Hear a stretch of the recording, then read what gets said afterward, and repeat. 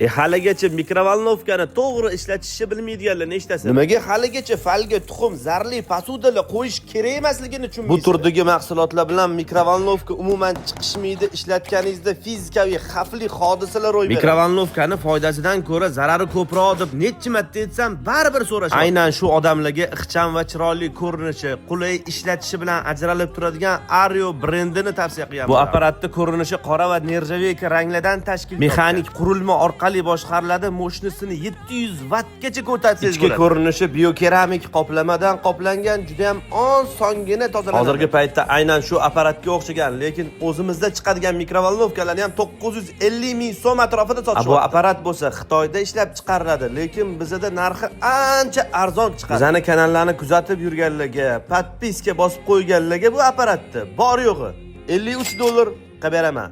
Sotuvchilarning nomeri Telegram kanalda, kanal profilli shapkasida bo'ladi. Shoshilinglar, soni cheklangan.